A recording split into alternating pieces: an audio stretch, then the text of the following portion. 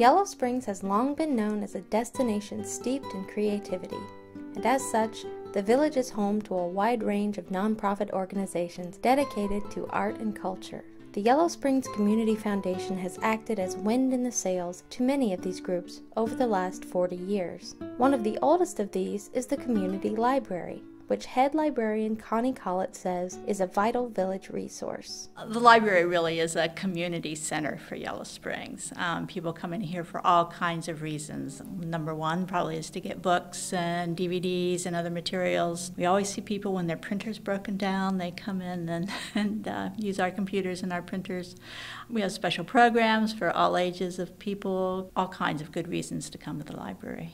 The library was founded by the Women's Social Culture Club in 1899. This organization would go on to become the Yellow Springs Library Association, which now operates as a Friends of the Library group, providing the library with volunteer support and funding. Some of this funding comes to the association from endowments operated by the Community Foundation. Some funding for recent renovation, says Connie, was suggested by the foundation itself. One big one that I think of is a renovation of all the library's porches and entrances, automatic doors, and redid our handicapped ramps. Well, we actually had on the Library Association board a member of the Community Foundation board, and he said, "Hey, you should go to the Community Foundation and apply for a grant for this." And we were also the recipients of, I believe they called it an unsolicited mini grant, and it was just here. We like this project that you're doing. Here's some money to make sure it succeeds. Yellow Springs' commitment to art and culture doesn't only stay within the bounds of the village itself, a fact which was proven last November when the Yellow Springs Arts Council facilitated the National Bronze Sculpture Symposium. The event brought together 4 bronze sculptors from different parts of the nation who publicly created and cast sculptures to be put on display in the village as part of a bronze sculpture trail. The event, says Yellow Springs Arts Council President Jerome BORCHERS, was a success due to community involvement, which included support from the Community Foundation. There was a local artist who really felt Yellow Springs deserved a symposium where we could create public art. We did have a variety of people in the community step forward. It's one of those projects that you put together committees, you put together funding, you hope for the best, and in this case it actually came out the best. The village was gifted more public art this year when, as construction began on the new Mills Park Hotel on Xenia Avenue, a privacy fence made up of individual pieces by local artists went up around the site. The Arts Council took on the project and wanted to be sure that the artists who provided this service to the community were compensated for their work. We're always very interested in having artists be paid. We think they deserve that. So with a combination of Community Foundation money and some other sources that we were able to pay artists to put art together. I have to say Community Foundation really gets it, that if they can be part of a collaborative effort, there's going to be value that comes back to the community. They're on board with it. Some of the most visible collaborative efforts in the arts among the community's populace come from its youngest members, who perform as part of the Yellow Springs Kids Playhouse. YSKP was founded in 1995 by John Fleming, and the shows it's produced have been consistently popular for 20 years. Part of the success of YSKP, says John, is that the plays, though they star child actors, feature themes and performances worthy of audiences of any age. Summer's Glow, which was about celebrity and kind of about reality TV, incorporated 56 TV sets in the set.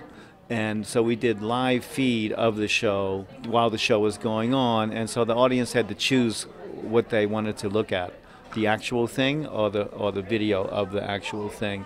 And that's part of the big idea of that show, that as we go through life, we really choose what we look at, what channel we receive reality on.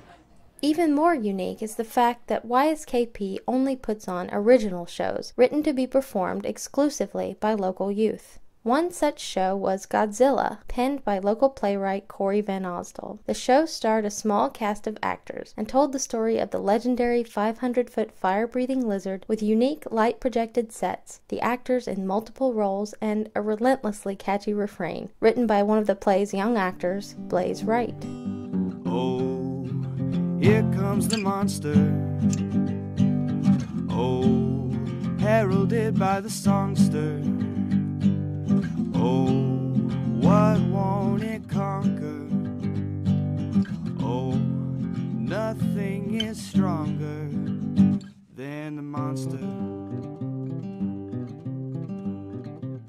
Corey says after she got the green light from John Fleming on Godzilla, her next job was to raise the funds to get the production off the ground. John sat down with me. I'd never fundraised in Yellow Springs before, and he kind of gave me some people to call and ways to get started. And of course, I'd seen the Community Foundation on just about everything in town. So, and it was a pleasure. It was very easy to work with them. Support for the arts is always going to be necessary. I think the Community Foundation over the last 2 decades has really understood that, and they've really seen how important sustained support is on whatever level.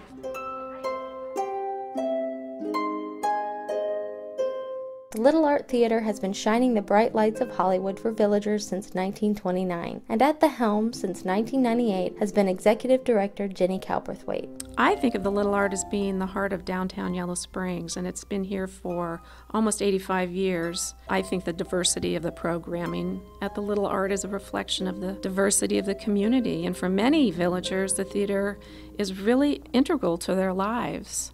But even with the Little Art's place solidified in the community, Jenny says the theater, which became a nonprofit in 2009, now faces the same fundraising challenges as any other nonprofit. These challenges were compounded when major changes in the film industry became imminent, with the announcement from studios that films would no longer be offered for projection in 35mm format and would only be available for digital projection. We thought, well, okay, how much is it going to cost to convert to digital? But our development director, Kipper Heerman, she said, you know, this theater's never had any kind of renovation, major renovation. Let's build a budget for an entire renovation, and let's just see. This theater is so important to Yellow Springs, and so that's what we did. And we managed to do it. Amazing.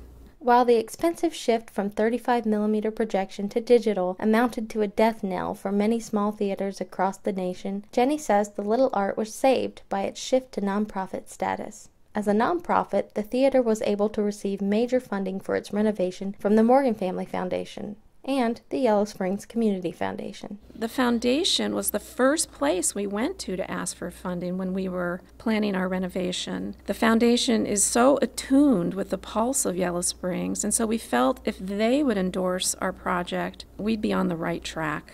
And they did. In fact, they made our first major donation of $30,000. So in a very meaningful way, the foundation helped to not only save the Little Art, but to ensure its continuation for many years to come.